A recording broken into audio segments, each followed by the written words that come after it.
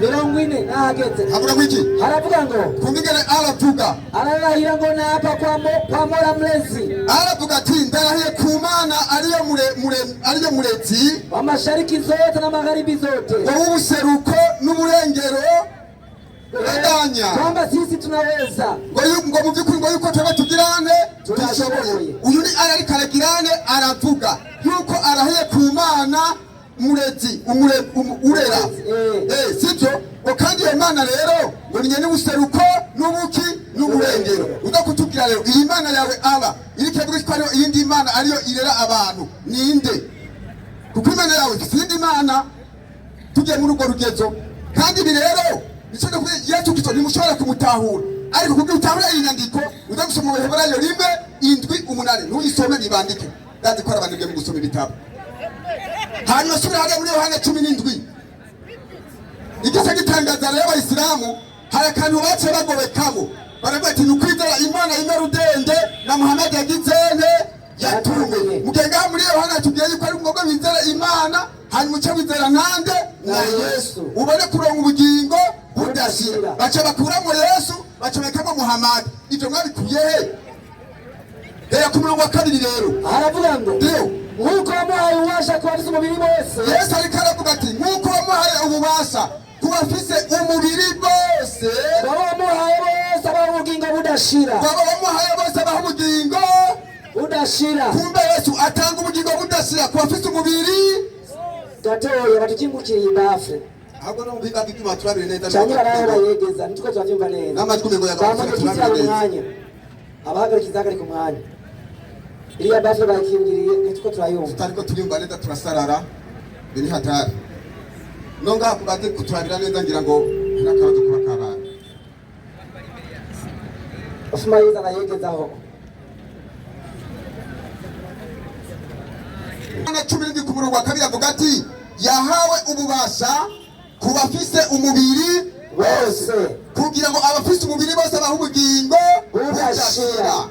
Kubw'ibyo Yesu Kristo niwe atanga ubugingo budashira ku bafise umubiri bose. Hanyuma rero sindi ko ngaha ku isi hariho abantu badafise imibiri bayisilamu nyamba mufise imibiri ubaho ubugingo budashira ni Yesu Kristo. Watanga 13 usimba kabiri wasimbiye iki warutijihani mu mwishonye karasimba ikwameze. Hanyuma reka mbanenda mushimire yabonye ko Muhammad by'ukuri atashobora gushikana umuntu avuga ati twebwe Abayisilamu na Muhammad turindiriye gucungurwa nande n'Imana twiteze agakinde kavuye kwande ku Mana. Kubw'ibyo Muhammad baramushize ku ruhande naho bamukurikira ko bafise iki ibibazo wakoze dukutadaka mbere nari kugufasha nkago ikiwe arakaja shobora. Hanyuma ni abasundira ndakumbarira hanyuma rero natanze barama 3:23 aho inyandiko yavuze iti bose bakoze ibyaha ntibashikira ubwiza bw'Imana. Acagomba kuvuga ati iyo nyandiko none uriko urayumviriza yumva yuko ngo ivuga bose na Yesu arimwo. Yacirataga igaruka 13:34 kubandana kwerekana yuko Yesu yakoze kijya cyaha atitsende rero atagenda no mw'Izaburi ya 51 ku murongo wa mbere aho Dawidi yagizene yasabye imbabazi kuko yagizene yasambanye. Ibyo bya Dawidi ibya Mose bishire ku ruhande kubera iki wowe nyamubwiye yuko Yesu ari umunyabyaha. Yesu wenyine ubwiwe arabihakana kandi na Qur'ani irabihakana. Wewe ubimwegekako nkande 19 Qur'ani mwana 19 Qur'ani naguhinya ndikuze kuyihakana. Qur'ani twa Yesu ari umuki ari umweranda ariko bandi umwisilamu ngoya Yesu n'umunyabyaha 19 yatutse Herode amutuka Herode aguma n'umweranda ntibimuhindura. Wewe ni gutuka kubana Rwanda tari kwawe Herode nane so yakoze iki nabe yaramufatanya bari yime 19 haravuga ngo ku murongo wa 19 Malaika akasema, umumarayika arabwira Mariya, hakika mimi ni mjumbe wa Mola wako, mu by'ukuri jewe ndi intumwa itume n'Imana yawe, ili nikupe mwana mtakatifu, kugira ngo ndagwe umwana mweranda. Kugakoro tugere ko Yesu ari umuki, ari umweranda. Kubw'ibyo Yesu atuka Herode ngo limbwebwe aguma ari umuki, umweranda. Ibyo ntubikuraho. Hanyuma kandi nanakana n'indi nyandiko mu Baroma 14:9, subiramo iyo nyandiko. Abaroma 14:9 ku murongo w'icenda haravuga ngo, Abaroma 14 ku murongo w'icenda haravuga ngo, ku murongo w'icenda haravuga ngo, kuko icyatumye Kristo apfa akazuka ari ukugira ngo abe umwami w'abapfuye kandi n'uw'abariho. Iyo nyandiko ayisomye aho kubyerekeye umwami w'abariho ntiyakabuze, yavuze ku kantu kwaruguru gusa ngo kugira ngo abe umwami w'abagizene w'abapfuye. N'umusomyi we ataramufasha ngo ngira ngo ni umwami ngo bari ku mpanda, ngo ntiyamanuka hepfo yuko ari umwami w'abapfuye n'uw'abariho, n'abarimaka barimwo bose bazima n'abapfuye bose niwe agirane abaganza. Nicyo gituma twaciye dusoma haboneka neza yuko uyu Yesu niwe azaza guca imanza basi. Hanyuma rero reka nigire mu bindi kuko sinakaza umwanya. Muhamadi ko bamaze kumukubita hasi ko badashoboye kumukurikira, adashoboye kubarongora, ahubwo biteze agakiza ku Mana yabo hamwe n'Abayisilamu. Ariko hari nyandiko natuze muri Korani 46 ku murongo w'icenda. Iyo nyandiko nayo bayisiguye nabi. Tuba muri Barwani 46:9. Ahanda gukosora kamwe ku kandi akomba n'agakenera. Ina kangahe? 46 ku murongo w'icenda. 46 ku murongo w'icenda. Kukuja murongo uvuze ngo Muhammad si umungere wabo, ngo nibyo ngo Muhammad ngo ntuzogenda kwiba hanyuma ngo akubera umungere. Sibyo ariko biravugwa, umbiza ingene inyandiko ivuga neza. 46 ku murongo w'icenda haravuga ngo, sema vuga, mimi si kiroja miongoni mwa mitume, jewe ntabwo ndi bushasha ngo mu ntumwa, wala sijui nitakavyofanywa mimi, sinzi ibyo nzogirirwa wala mtakavyofanywa nyinyi, canke muzogirirwa mwebwe. mimi nafuata yaliyofunuliwa kwangu, jewe nkurikira ibyo nahishuriwe, wala mimi si chochote, kandi jewe ntaco ndi, ila ni mwonyaji mwenye kudhihirisha wazi. kiretse yuko jewe ndi umuhanuzi gusa nababwira ibikenewe. Yarutse amaheze nyandiko n'uruvuga igitabo inamaze kuyangiza. Mimi si mwakilishi wenu. 18. 18. Asante. 18. Aha. 18 mwari baravuga ngo, inasemaje? Haravuga ngo, sema vuga Muhammad, enyi watu, yemwe bantu, haki imekwisha kukujieni, ibitunganye byaramaze kubashikako kutoka kwa Mola wenu mlezi, bivuye ku Mana yanyu. basi nuko rero anayeongoka uwamene guca mu nzira itunganye kwa faida ya nafsi yake, uwo ni ku nyungu y'ubugingo bwiwe, na anayepotea hanyuma wazimiye nawe anapotea kwa hasara ya nafsi yake, abazimiye ku kaga k'ubugingo bwiwe. na mimi si mwakilishi wenu. Muhammad avuga ati naje Muhammadi sindi umuserukizi wanyu, ntashoboye kubaserukira, ntibikunda. Nyamba Muhammadi adashoboye kubaserukira, uwoserukira abantu ninde? Turadakushika mu wundi mwanya. Hanyuma reka nibandanirize, yagiye muri Mata 15:24 kwerekana yuko Yesu ngo yaje gukiza Abisirayeli bonyene. Ari nacyo nari navuze n'umuhagarikizi wose avuga ati ngo kumbe Yesu aratweza nawe, ngo abantu atarabisirayeli ngo bitanga utubwa. Abatarabisirayeli bitwa utubwa. Ariko muri kino gihe rero Yesu amaze gutunganya ibyo yategeka gutunganya, byaciye bigenda gute? Abisirayeli ni bande? Kandi tubande tubabereye nyambese tube kubisirayeli gusa. Mbega inyuma ajamaje mbere yapuze atarapfa ngo azuke, ariko amaze gupfa no kuzuka byaciye bigenda gute? Hanyuma tumaze kubona ingene byagenze, duce turaba ngo Bisirayeli mbega ni bande? Nananje Mariko 16:15 haravuga ngo, ubutumwa bwiza bwa Mariko 16:15 haravuga ngo, 15 haravuga ngo arabarira arababwira ati nimugende muje mu bihugu byose nimugende muje mu bihugu byose mubwire abaremwe bose mubwire abagizene abaremwe bose muri Isirayeli no hari abaremwe gusa oya kumbe natwe barindi turi biremwa turimwo abakongomani ni biremwa barimwo abatanzania ni biremwa barimwo nimugende mwisi mu bihugu byose mubwire abaremwe bose ubutumwa bwiza. Ayo majambo yavuze amaze kugirane amaze kuzuka atatuma bigishwa biwe abo bamaze kwizera baca bitwa bande. Korani genda ku rupapuro rwa 16 mwana Korani tukufu sura ya pili Korani tukufu haravuga ngo urupapuro rwa 16 haravuga ngo Korani tukufu rwa 16 haravuga ngo umuntu cyangwa abantu bose bubaha Imana bitwa Abisirayeli. Haleluya. Umuntu cyangwa abantu bose bubaha Imana bitwa Abisirayeli. Uko usomye Korani 5:82 havuga yuko abakristo bubaha Imana. Kumvugo ya Korani ivuga iti umuntu cyangwa abantu bose bubaha Imana bitwa Abisirayeli. Kuko abakristo na Abisirayeli Yesu tume kubisirayeli bafise umubiri bose nafise umubiri bose no mu Burundi bariho muda kuva gutuko satanu mwe zisingora hangareke twibandanirize ko Muhammad bamaze kumushira hasi kandi yavuze ngo nyambara rero ngo kubona umuntu aba yarapfuye ngo ataco aba kimaze ngo nidageze byamose tubishire ku ruhande erega kunyidogera jewe Korani niyo yabipfutse yuko abazima n'abapfuye badashobora kuba cyo kimwe.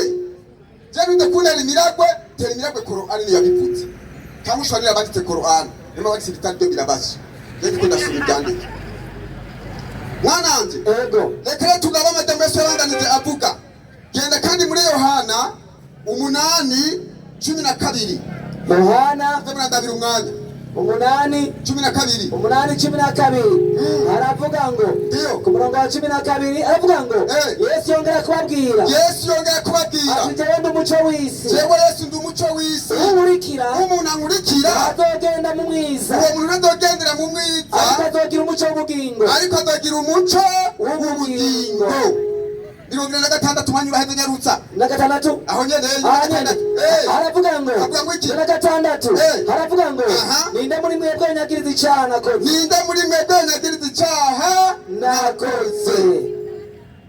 Genda muri 12 na gatandatu naho 12 Yohana 12:6 Yesu yavuze ati ninde nyagiriza icyaha nagizene nakoze kuburyo udakugaruka no kwe Yesu yakoze icyaha 12:6 Yesu nawe arabyivugiye haravuga ngo naje mwisi ndi umuco. Yesu avuga ati naje mwisi ndi umuco kugira ngo unyizera wese ntazagume mu mwiza ariko ntihagira umva amajambo yanjye umuntu wumva amajambo yanjye ntayazigame genda mucira kwiteka kuko ntazanye no gucira kwiteka isi ariko nazanywe no gukiza isi.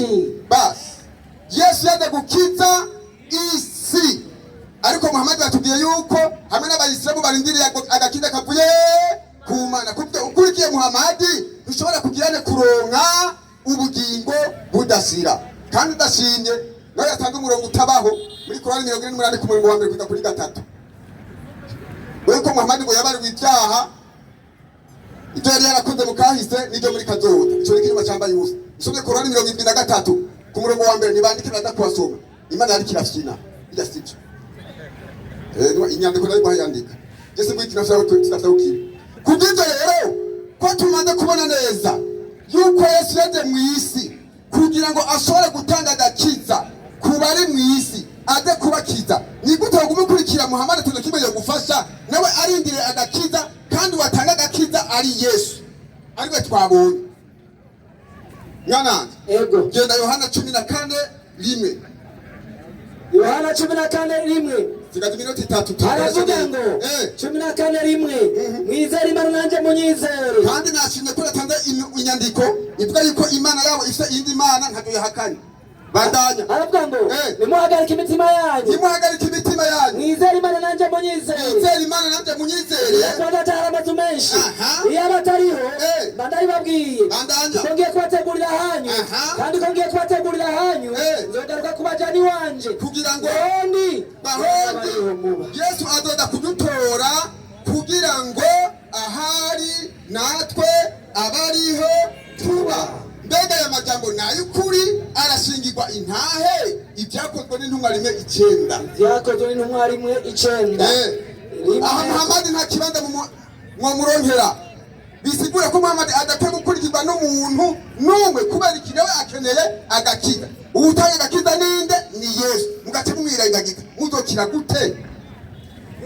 Siba kuja carangiye yarutanananje rimwe 9 aravuga ngo amaze kuvuga atyo atuzwa babona igicu kimukura mu maso yabo bagihagaze amaso mu ijuru akigenda abagabo babiri bambaye impuzu zera bahagaye iruhande yabo barababaza bati yemwe bagabo b'i Galilaya iki gitwe muhagaze mureba mu ijuru uwo Yesu abakuwemo akaduzwa mu ijuru azoza atyo atogaruka uko mubonye asha mw'ijuru agirane nk'umukozi yaduze azogirane adagutora bagizene abajane abatamizene nabo kuzimu.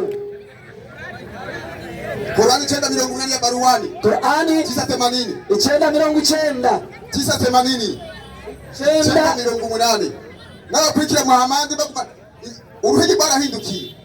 Aba Bayisilamu basengera Muhammad aho Muhammad kuba ariwe basengera zisimbarane muzindi 9:80 Qur'ani 9:80 Baruani ego haravuga ngo Muhammad ubasabira imbabazi cyane ntubasabire naho uzobasabira inshuro 70 bihetse ngabo 70 jewe Imana sindofa ndabahari wapi kabisa amasengesho ya Muhammad ntabwo komima tera ntabwo basabye batangabo 70 amasengesho ya Muhammad ntagirane ariko twebwe kuri twebwe byifashe gute? Icyete cya mbere cya Yohana 2 ndangiriza Icyete cya mbere cya Yohana n'umurongo wa nyuma Icyete cya mbere cya Yohana amasengesho ya Muhammad nta namba atera nawe basabye batangabo 70 Imana izokwiga nimba amasengesho yayo ya Muhammad kugira ngo mubabarigwe ariko kubiza Imana Yesu byifashe gute?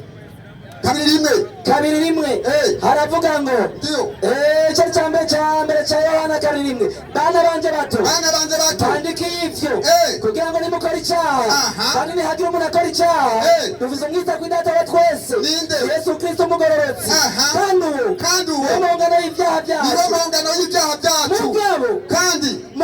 mugabo si byacu twenyene ariko n'ivy'abari mw'isi bose.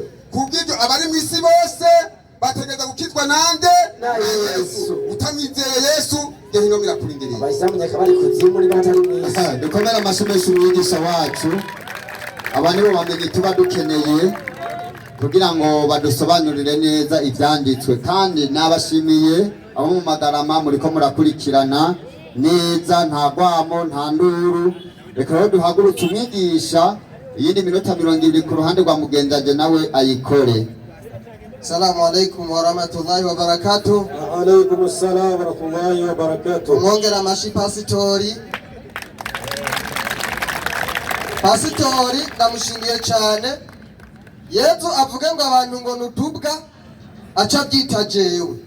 Yesu abo yavuga ndi mwebwe mwizera ko yatumwe kuri mwebwe jewe nizera ko yatumwe ku Banyasirayeli nkuko yabyivugiye 15:24 cyangwa uyifute dusubire kubyita jewe yahetse karibu Omar karibu uza kubyita jewe ndemera ko yatumwe kuri jewe Abanyasirayeli ni babyivugiye n'amaguru abiri kuko binyegeka.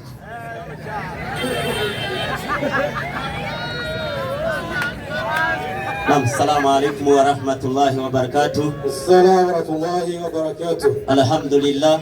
Alhamdulillahi rabbil alamin. Walhamdulillahi alladhi hadana al-islam wa ma kunna linahtadiya lawla an hadana Allah. Thumma salatu wa salamu ala khatamin nabiyyin wal mursalin Mustafa Muhammad sallallahu alayhi wa sallam. Ndajewe cyane n'uyu mwari mavinga. Jewe rero ngiye guhera ahereje ngiye guhera ahereje, hanyuma ndamukubite ndamuhereye ku maguru nze kurangiriza ku mutwe. Ahereye kuri aya yo muri surati Tauba aya ya 80 avuga ati indyarya kuzisabira no kutazisabira nukuri nico kimwe. Ujya Muhammad kweli yari mvuga kuri, ego kabisa, nico gituma bamwita Sadiqul Amini. Soma iyo aya hera sa 73 chweri 73 ya hera 980 jereka mbere 73. Soma aya hizo. 973 mwalimu. Ndiyo. Tuanze kwikinga kumara ushora vyasi turinde shetani yavumwe. Ndiyo. Izina rya Allah nyoni mbabazi nyoni muwe. Kweli. Inyandiko iragira iti. Naam. Muvugishwa n'Imana. Ati yewe muvugishwa n'Imana. Wanyabagarariji aribo baba mu natwe turapambana nabo. Ndiyo. Nimirwa wongera ugwane indyarya. Kandi uce wongera ugwane n'indyarya. Ivyo Muhammad yarabikoze agwana n'indyarya na Yesu yarabikoze. Ndakwereka aho Yesu yakubise indyarya. Endereya. Ukoresheje ingingo n'ivyemezo. Koresha ingingo n'ivyemezo. Naco gituma aba banafiki tuko turaganira nabo arizo ndyarya tuko turakoresha ivyemezo vya Qur'ani. Bandanya. Uteko ukarire iyo migwi yombi. Wongera ukarire abakafiri n'abanafiki, ukarire iyo migwi yombi. Muhammad ntigeze yihanganira abakafiri hamwe n'abanafiki arizo ndyarya. Ubushikiro bw'indyarya n'abakafiri, indyarya n'abakafiri, umviriza ubushikiro bwabo ni mu muriro wa Gihonomu. Ayo niyo maherezo mabi cyane. Uwo ni Muhammad sallallahu alayhi wa sallam. Mbega Yesu nawe wavuze gute indyarya nk'aba ba Yeshua byagenze gute? 15 umurongo w'indwi aho nyene muri Matayo. Muri Matayo 15 umurongo w'indwi. Ndiyo. Ubwo inyandiko igira iti kubasoma n'abandika. Ndiyo. Haravuga kandi akongera kavuga mwarimu. Inyandiko igira iti. Ndiyo. Mwandyarya mwe. Ndiyo. Gusa yavuze neza ivyo avugishwa n'Imana. Ndiyo. Kuri mwebwe. Ndiyo. Ati. Aba bana umviriza rero indyarya. Yesu yivugira ko ari intumwa kubera yavuze ngo ubu nibwo bugingo budashira ko bamenya wowe Imana yonyene y'ukuri n'uwo watumye Yesu Kristo. Yesu akivugira kugira ngo abantu baronke ubugingo budashira, icambere bemera Imana. Aba nabo kubera ari indyarya bagaca bahindukiza ngo Yesu niwe Mana, baba barabahindyarya kuri Yesu. Endereya.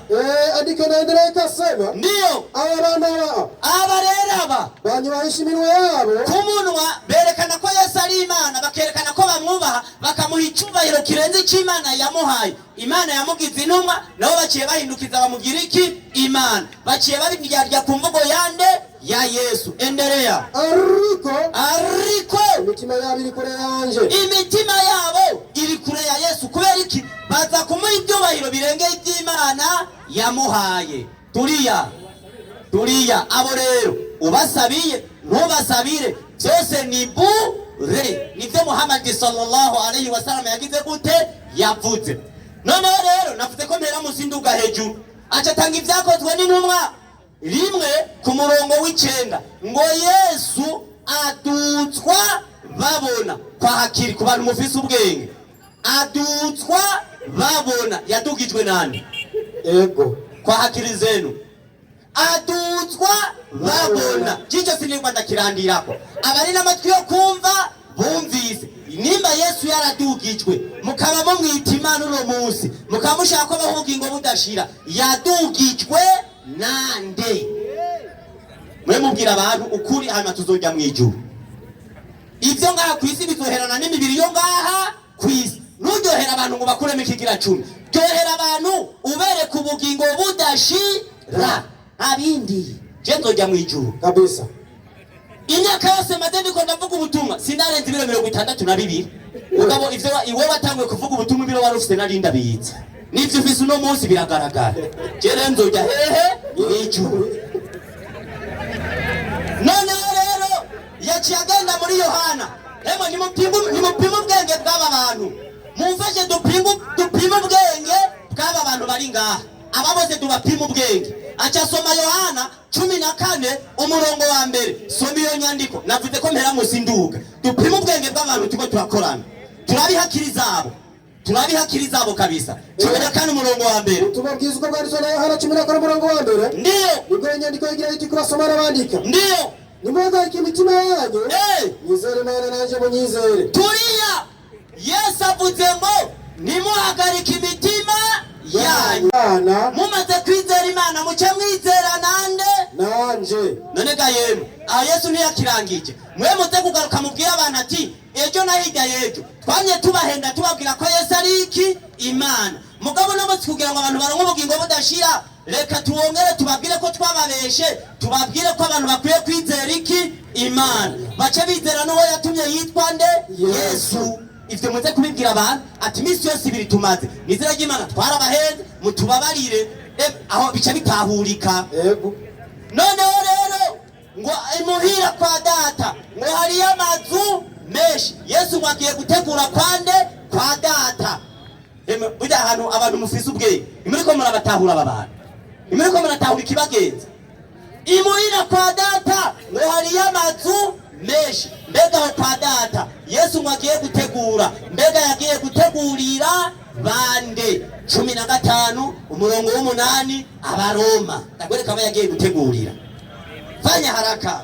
Nyandikira gira iti. Ndiyo. Icyo mvuga nuko Kristo mubwira abantu ko Yesu ari umukozi yagiye gukoropa. Umviriza n'aba yagiye gukoropera. Soma. Icyo mvuga nuko ndiyo Kristo yacitse umukozi w'abakebwe. Ngo Yesu Kristo ngo yacitse umukozi w'abakebwe. Ndiyo. Meneka yewe nimba Yesu yabaye umukozi w'abasiramu agiye gukoropa aho tuzorira ipirawo, agiye kutunganya neza aho tuzoryama, mumvaga yemwe uyu muntu hari ikosa na rimwe arakora? Kumbe Yesu ni umukozi. Inako turakababwira ntuturakibagira. Jenza nacaho waciye gusa ngenda ndonora gato ntavyo kubabarira uno munsi kuri ubucafu. Nanafuta kamwe. Noneho rero kugira ngo vyemere neza mwarimu somera Yohana 5:24 ndamukorogoshore fresh. 5:24 Yohana 5:24. Nibwo nyandiko igira iti kurasoma n'abandika. Ndiyo. Nyandiko igira iti ndiyo. Nukuri ndababwire. Yesu umviriza iyo umuntu avuze ngo nukuri arabisubiyemo. Nukuri ndababwire jewe Yesu. Nyandiko igira ati ndiyo. Nukuri ndababwire. Umva ijambo ryanje. Umviriza Yesu avuga ngo nukuri ndababwire uwumva ijambo ryanje jewe Yesu. Ndiyo. Akizera n'uwantumye agaca yizera n'uwantumye. Uwumva amajambo ya Yesu agaca yizera uwatumye nde Yesu. Ndiyo. Urafise ubugingo budashira. Takbir. Allahu Akbar. Ikigo cya runo kivuga kiti hagati ya Yesu na Muhammad ninde azoshobora guha abantu ubugingo budashira? Yesu nawe avuze ati uwumva amajambo yanje akizera uwantumye uwo ni wafise ubugingo budashira. Abemera ko Yesu ari intumwa y'Imana tugire guca. Abemera ko Yesu ari intumwa y'Imana tugire guca. Ngo aba nibo bafise ubugingo budashira. Reka pasitori yamanitse ashaka kurayo. Yesu wiyahure. Wewe mwana w'ikijuju mw'ishuri. Yahure. Ngo bafise ubugingo budashira nabizera ko Yesu ari intumwa y'iki? Bakongera bakemera ko Imana ari imwe. Noneho rero ngareka ndakagireko yaciye avuga Moses ngo reka ngo muri shahada ngo kada kantu ngo nako bongeyemo ngo ashhadu ana Isa Rasulullah ngo nako bongeyemo. Niko yaciye avuga ndabira muri Darussalam surati Nisa aya 171. Darussalam soma hiyo nako twongeyemo. Umviriza. Ndio nasema. Wewe ndio twadukana ndiyo. Enye watu. Yemwe bantu. Enye watu wa kitabu. Yemwe bantu mwahawe igitabu. Musipituke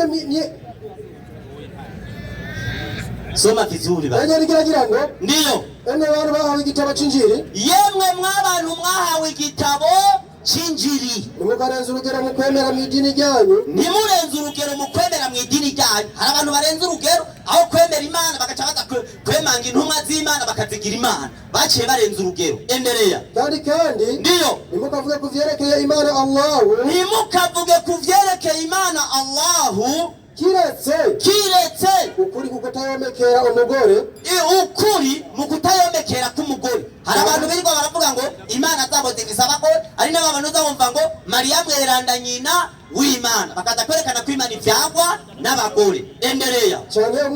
canke umwana ndiyo nukuri Masihi Isa mwene Mariyamu, mu vy'ukuri Yesu umuhungu wa Mariya ni intumwa y'Imana Allahu vy'ukuri, ni intumwa y'Imana Allahu vy'ukuri. Nico gituma ndavuga ati ashhadu an la ilaha illa Allah wa anna Muhammadur Rasulullah wa ana Isa Rasulullah. andiko na ndereka sawa mwalimu, Ndiyo si Imana. ubu Yesu rero, ubu Yesu ntiyigeze aba Imana. Ejo rero muze muravuga ati kugira ngo abakristo mwe muze muronke ubugingo budashira. Hirya y'ejo bene ejo haheze barabaheze ko Yesu ari Imana, mugabo kugira turonke ubugingo budashira twizere yuko Yesu ari intumwa y'Imana. Muze muravuga ati twarababeshe. Iruhukire. Navuze ko ngenda bukebuke gusa ndenda kubita ntababarira. Noneho acasoma Yohana 8:12 yerekana ko Yesu ngwari umuco. Hema munyumvire. Aho mbere ntiwirigura hasoma. Yesu ngo numuco, asomye Yohana 8:12. Niba Yesu ari umuco, biraza kugaragara n'ubundi tuguma tugaruka mu cigwa cyeje. Biza kwerekana yuko Yesu atari iki, atari Imana. Niba wemera ko umuco bisobanura ko Yesu yaremwe n'iki, ni Imana. Kubera Imana niyo yaremye iki, umuco. Itanguriro 1:3. Ndiyo. Nyandikiragira iti. Ndiyo. Imana iravuga iti. Imana iravuga iti. Nihabeho umuco. Nihabeho umuco. Ndiyo. Umuco ubaho. Turiya wahejeje. Una wachitanga nyandiko ivuga ngo Yesu n'umuco. Kumbe umuco waremwe n'iki? Ni Imana. Nimba Yesu rero nawe ari kiremwa cy'Imana, mubabwete ejo twarabahenze kugira ngo nonko ubugingo budashira, nimwemere ko Yesu yaremwe n'iki? Ni Imana. Hanyuma cyaba intumwa y'iki? Y'Imana. Muce muronko ubugingo budashira. Muzobamuhejeje. Muze murabwira abantu gusa ati twarababeshe burya twebwe turabaswaganye. Icyo kizoba kirangiye. Kabisa. Navuze ngenda bukebuke ntera munsi paka ndagushikira. None hari akandi kantu yavuze ngo Abisirayeli, ngo Abanyisirayeli, ngo n'abantu bose bemera iki? Imana. Nawe ngira rero ndakwenda kwereke nimba uno musubaye umunyisirayeli ukemera yuko Abanyisirayeli abantu bose bubaha iki? Imana. Ngira mbaze ndabe yuko ivyo Abanyisirayeli bakora nawe uno munsi ari byo ukora. N'utuzina Imana yabise ndabe ko utwo tuzina nawe uno munsi wemera kutwitwa. Somera Yosuwa 7:12. Yosuwa 7:12. Ndiyo. Nyandikiragira tukasoma n'abandika. Abanyisirayeli ndiyo. Ico nico gitumye Abanyisirayeli. Ndabira abarero bavuze ngo n'Abanyisirayeli n'abajya Abanyisirayeli n'Abanyisirayeli kazi bicaye hajya. Ndiyo. Ico nico gitumye Abanyisirayeli badashobora guhagarara. Iki nico gitumye abajya Abanyisirayeli badashobora guhagarara imbere y'abasi babo. Vyabananiye guhagarara imbere yacu kubera twe batwita abazi babo. Vyabananiye rero guhagarara imbere y'abasi babo. Bakabinjika ibitugu. Ndiyo. Imbere yabo. Imbere yacu ndiyo. Kuko Abanyisirayeli. Bahindutse ibivume. Burya ngo bajya bose mubona bajya Abanyisirayeli. Nibo bavyivugiye ko ari Abanyisirayeli ngo bajya bose ni bivume. Nimwababona bicaye hajye muze kuvuga ati hajya twicaranye n'ibivume. Kubera Abanyisirayeli ngo bahindutse ibivume. Reka ndabaha kandi kazina. Ezekiyeli 2:3 ndakorera kandi kazina kababereye Abanyisirayeli. Ezekiyeli 2:3 mwarimu. Ndabaha kandi gasirino keza kandi muca muryoherwa. Soma iyo. Nyandikiragira iti. Ndiyo. Arambarira ati. Mwana w'umuntu. Gutumye ku Bisirayeli. Kwihanga ry'abagarariji. Mukabona ahantu bajya Abanyisirayeli bicaye muce mumenya ko ari abagarariji. Nacyo gituma bahindukije amabwirizwa y'Imana aho kwemera Imana bakemera Yesu ngo ni we Mana. Bajya n'abagarariji. Nagiye ndiko ndagenda gahoro gahoro ndabakubita kabisa. Noneho rero reka manje hejuru nahiyo yahereye yaciye aduga rero mu ntango yahereye muri Qur'ani 8:23 ashatse kuzana hoje yo guteteya ngo Yesu yaratukanye. Acavuga ngo abana we yaratukanye abwira abantu ngo kwari ibitumva ngo ari mu nivyo. Reka ndakwereke ivyo bitumva ivyo ari byo urabe ko atari mwebwe nyene. Qur'ani 7 aya 179 fanya haraka 7 179 7 179 n'icyenda. Ijana na mirongo irindwi n'icyenda bariho. Ndiyo. Ijana na mirongo irindwi n'icyenda. Ndiyo. Indwi. Qur'ani ni ijana na mirongo irindwi n'icyenda. Fanya haraka. Sigaje iminota ntine gusa. Mwandikira gira iti. Ndiyo. Nukuri. Twebwe Allah twaremye umuriro. Twebwe Allah twaremye umuriro wa Gehonomu. Wa Jahannam. Ndiyo. Twaremeye umuriro wa Jahannam abagarariji. Twaremeye umuriro wa Gehonomu abagarariji. Abanyisirayeli nyene mwumvise kubera ngo Ezekiel abati mwana w'umuntu ngutumye kuba Isirayeli kwihanga ry'abagarariji. Aba rero ngo yaremye umuriro wa Gehonomu awuremera abagarariji. Ndiyo. Benshi mu bantu no mu majini. Abo rero abo bagarariji ngo bari mu bantu no mu majini.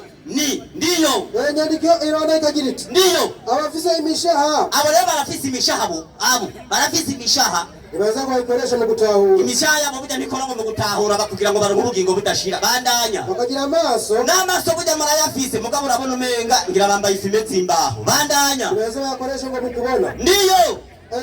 Aya.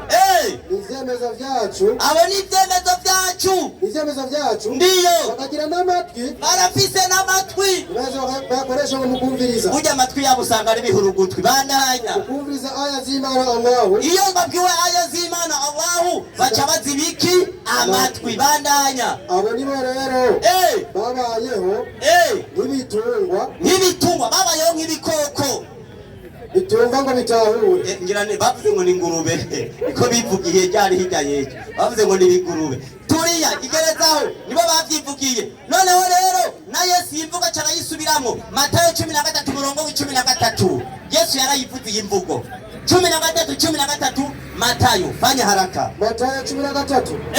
13 utuabwiza uko bwanditswe na Matayo. Ndiyo. Nibwo inyandiko igira iti kubasoma n'abandika. Ndiyo. Inyandiko igira ngo igituma mbabwirira mu migani. Igituma Yesu yababwiriye mu migani. Nuko iyo baraba batabona. Abo bose bubisa amaso mu bitabo muga hajya nta nakimwe babona. Ndiyo. Kandi iyo bumva batumva. Burya n'amatwi barayafise ariko ngira harimo ipama. Ndiyo. Bagatahura. Nasha ubwoko bwabo sinzigira n'ubukorano. Ndiyo. Kandi ivyo bavugishwa n'Imana Yesaya yavuze bibashitse ngo kumva muzokumva. Rero batakijya tuvuga batariko barabyumva ariko nimuzoraba bitahura kuraba muzoraba nubu ariko bararaba ariko muzoraba vyihweza kuko umutima w'ubwoko burya umutima w'ubwoko bw'abanyisirayeli tuvuga bicanga bigafyuka hariya bitahura. Noneho hariho n'ibindi bintu yaciye adambikanya asomye muri Luka 1:34 yaciye asoma Matayo Qur'ani 70:40 acasoma na Yohana. Somera Yohana 20 ashatse kwerekana ngo aba bantu Yohana 20:17 ashatse kwerekana ngo Imana na Yesu ngo vyose ni kintu kimwe. Iyi hoja reka ndayivugisha Yohana 20:17. Inyandiko iragira ngo ndiyo Yesu arababwira ati nunkoreko jewe Yesu kuko naraduka kwa data. Yesu avuga ati jewe Yesu sindaduka kwa data. Mubabwiye ati ejo twarabaheze tubabwira ko Yesu ariwe data ariko jewe Yesu sindaduka kwa data. Ndiyo niko inaendelea ikasema ndiyo ariko genda ubabarire uti genda kwa bene data wabarire ati agira duge kwase ari weso uti kumana yiwe imana yande imana ya Yesu ariyo mana yanyu. Wesilamu takbir Allahu akbar. Je ndibaza ku bantu mufise amatwi yo kumva n'ubwenge bukora neza kugira ngo abantu baronke ubugingo budashira nuko bemera yuko Imana ari imwe rugende bagaca bemera ko na Yesu yatumwe n'iki Imana. Burya ngaha kizoba cyamaze kugira gute gutahurika ivyo navyo abavyemera n'abayisilamu. Assalamu alaikum wa rahmatullahi wa barakatuh. Wa alaikum assalam wa rahmatullahi wa barakatuh. Shukran. Ababigishwa barakeneye gutahura hagati ya Yesu na Muhammadi uwo umuntu yokurikira akamuha ubuzima budashira. Turabira uwo mwanya Yesu kanigishirize icigwa kiri ngaha abakizo bashobora kuba ataco bazi aca haguruka atazi n'icigwa cyo kwigisha. Muri make yigisha ubumana bwa Yesu gusa nico yavuze. Yariko arigisha ko Yesu atari Imana ariko cyo cigwa Ikigwa cy'umunsi kivuga ngo hagati ya Yesu na Muhamadi nini w'abantu bokurikira akaba ubugingo budashira. Yabivuze gahema ngaha. Yabivuze ngaha. Nuko yahagurukanye atazidagiye kuvuga. Basi Idrisa fuma wihagurukira wenyine ukafumudefanda. Inna lillahi wa inna ilaihi rajiun.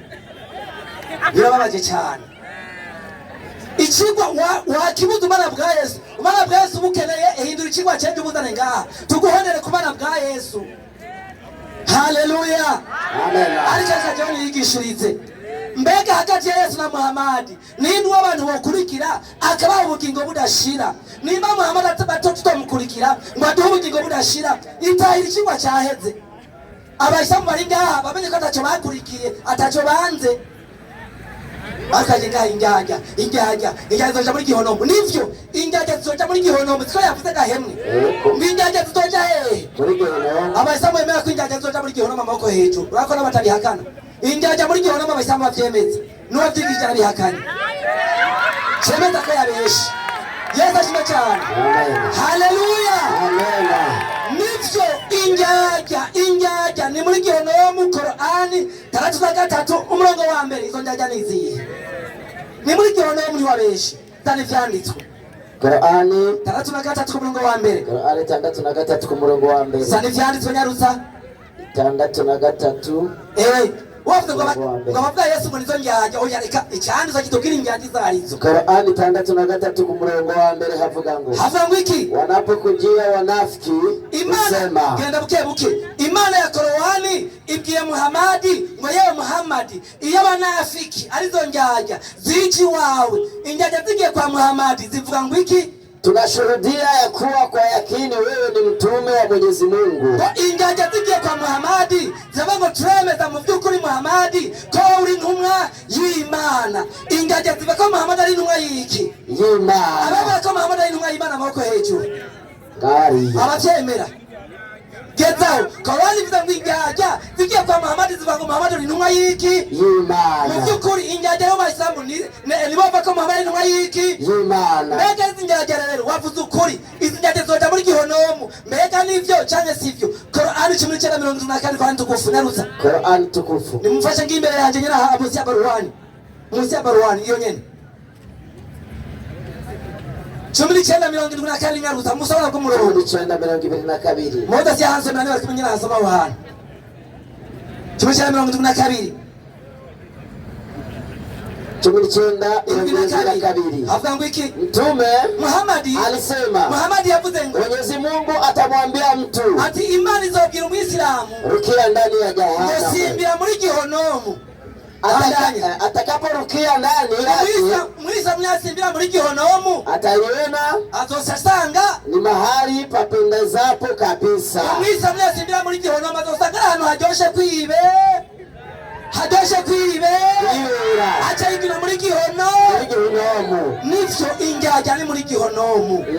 Yesu nashimwe cyane. Amen. Haleluya. Amen. Abayisilamu Yesu acateze ibiganza aragomba kubakiza, aragomba kwivyaha muyimuzanira azobakiza ku munsi w'imperuka. Kandi mwaraze ko Yesu yikorera ibyaha byanyu abakiza ku munsi w'imperuka. Abayisilamu rero ibyaha mwabikoreye nde? Tora Riyadus Salihina paje 125 hadisi 122 Nyarusa. Ibyaha abayisilamu babikoreye nde?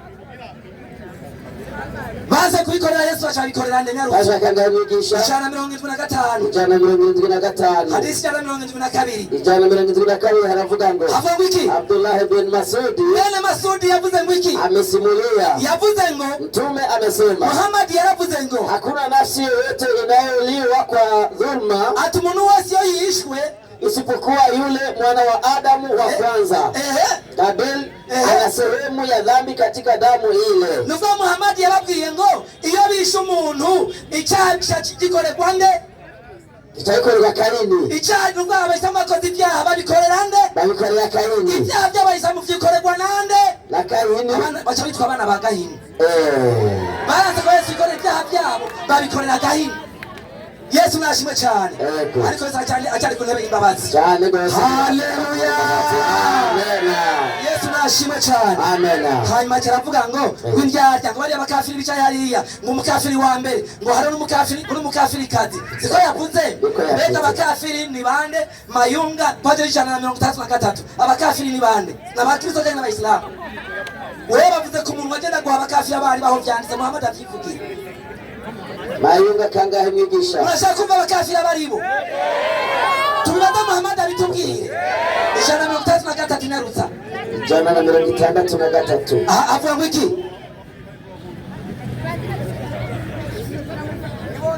33 Nyarutsa. Hera ku 33. 63. 63. Ego. 63. Avuga ngo iki? Naam. Hatimaye Mwenyezi Mungu siku moja mtume atigihe kimwe Muhammadi alituhubia, yaratwigishije, akaonyesha upande wa makazi ya mwana Aisha, akasema ati Muhammad alikuwa arigisha genda buke Muhammad alikuwa arigisha yatunze urutoke ku mugore wiwe, ku mwana w'umugore wiwe yitwa Aisha. Muhammad achavanga mu rugo kwanje kwa Aisha hadoviki Nyarutsa, hapa itatokea fitna, ati ugwango ninzika bizova mu rugo wanje kwa Aisha. Akakariri maneno haya mara 3, alivuga mu chozi 3 komeza hepfo, ambapo nguvu za shetani zitatokea. Andanya hadithi ya pili, hakika kabiri, siku moja mtume igihe kimwe Muhammadi alitoka nyumbani mwa mwana Aisha, akasema Muhammad yaravuye mu rugo wiwe kwa Aisha, achavuga ngo iki? Chanzo cha kafiri ati nanga y'ubukafiri kitatokea hapa. Nanga y'ubukafiri ndova mu rugo kwa Muhammad. Nanga y'ubukafiri ni mu rugo kwa Muhammad. Shakuchuna ko mu rugo kwa Muhammad barabakirizo. Muhammad avuga ngo nanga y'ubukafiri ni mu rugo wanje. None kwa Muhammad barabakirizo. Baraza babidusigura. Barabakirizo. Barabaki. Abaisilamu. Niba barabayisilamu, abakafiri n'abaki? Abaisilamu. Shakunda ni umurongo w'abakristo n'abakafiri. Umurongo umwe. Yesu nashimwe cyane. Amen. Haleluya. Eka nibandanirize. Acaragaruka ngo kufata ngo kuvuga ubutumwa. Ngo ntaravyibuha. Siko yavuze. None mu byukuri abibere mu ntu bwa Kristo bafibuswa ari mu ntu bwa Kristo ubarira umusaya nanze erega mutugora mu ntu bwa Kristo. Haleluya. Amen. Haleluya. Amen. Eka twazanye cyandiko Muhammad yavuze ati twebwe abayisilamu kuri ubwoko bujyane buhage, none uriye ntuhage vyibuhaguke. Haleluya. Amen. Reka twibandanirize. Acaragaruka naho nogezaho ubucafu reka nigishe bizima rero. Mbega rero hagati ya Yesu na Muhammad ninde twokurikira akaduha ubugingo budashira? Ubara bwa Yesu shira ku ruhande, turi kwatanga ubugingo budashira. Qur'ani 1:6. Qur'ani 1:6 avuga ngo iki? 1:6 mwigisha. Nyarutsa 1:6 havuga ngo iki? Aravuga ngo iki? tuongoze njia iliyonyooka. Muhammad asenga ariko aravuga ngo ewe mana tuwereke inzira igororotse. Muhammad asenga arondera inzira igize gute? Igororotse. Kandi iyo nzira abayisilamu babivuga inshuro 17 ku munsi, ngo mana twereke inzira igororotse. Mu gitondo kabiri, saa 6 4, saa 9 4, 12 3, saa 1 z'ijoro 4, inshuro 17 ku munsi baba ariko aravuga ngo mana twereke inzira igororotse. Nimba koko ariko baraja mu ijuru, iyo nzira bayibuze gute? Amen. Reka mbaze Yesu. Yesu Muhammad ko ariko arasenga ngo bamwereke inzira igororotse, nawe usaba inzira cyangwa uvuga ngo iki? Yohana 14:6 Nyarutsa. Yohana 14:6 Nyarutsa. Yohana 14:6 aravuga ngo mwigisha. Avuga ngo iki? Yohana 14:6 Nyarutsa. avuga ngo iki? Amubwira ngo iki? ati ni nzira n'ukuri n'ubugingo. Yesu wari wanzira n'ukuri n'iki?